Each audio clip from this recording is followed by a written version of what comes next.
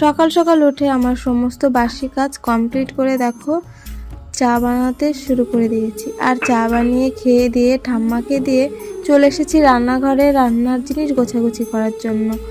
আর আমার বাবা এনেছে এই যে পুঁই শাক, আজকে এনেছে সকালে বাজার থেকে। কালকে পুঁটি মাছগুলো ভেজে রেখে দিয়েছিলাম, সেটা রান্না করিনি। বাবা রাতে এমনি ভাজা খেয়েছিল আর সব পুঁটি মাছ ছিল। আর পুঁটি মাছ দিয়ে শাক দিয়ে বাবা খাবে বলে আজকে শাক বাজার থেকে কিনে নিয়ে এসেছে।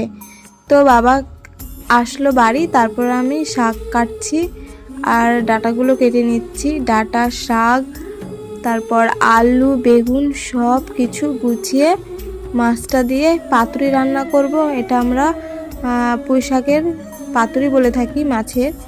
আর পুঁটি মাছ দিয়ে রান্না করলে না অনেক ভালো লাগে, অনেক টেস্টি হয়। আর পুঁটি মাছগুলো খুব ভালো ছিল। আর পুঁটি মাছ খেতে আমার অনেক ভালো লাগে। তোমাদের কেমন লাগে অবশ্যই কমেন্টে জানিও। আর দেখো আমার রান্নার জ্বালানি শেষ হয়ে গেছিলো, তাই ভাই পাটকাঠি এনে দিল।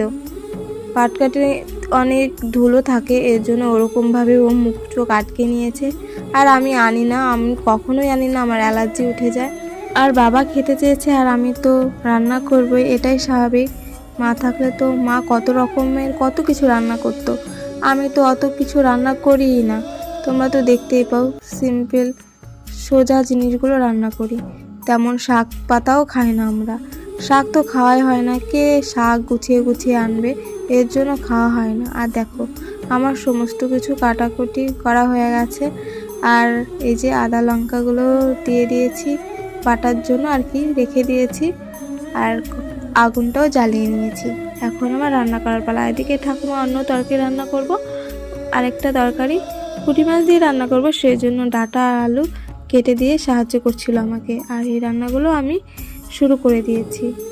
কখনো কখনো ভাবি মা থাকলে আমাদের জন্য কত কিছু রান্না করে দিত, কত রকমের রান্না হয়। আমি তো কিছুই জানি না, যেটুকু জানি মোটামুটি সেটুকুই রান্না করি।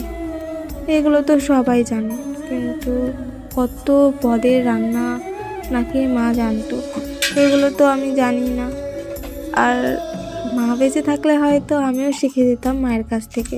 সত্যি মাকে না অনেক মিস করি, আর মায়ের রান্নাও অনেক মিস করি। আমার তো মনেও নেই মায়ের রান্না কীরকম ছিল। এই যে আমি প্রতিদিন ভিডিও করে ভিডিও এডিট করি, এটা আমার মায়ের সামনে বসেই করি। মা আমার সমস্ত কথাই শুনতে পায়, আমার বিশ্বাস। আর আমাদের দূর থেকে মা আশীর্বাদ করে, এটাও আমার বিশ্বাস। মায়ের কথা যত মনে পড়ে, যত ভাবি, তত কষ্ট হয়। চলো অন্য কথা বলি। দেখো আমি আলু, ডাঁটা আর বেগুনটা আগে কড়াইতে দিয়ে অনেকক্ষণ ভালো করে কষিয়ে নিয়েছিলাম।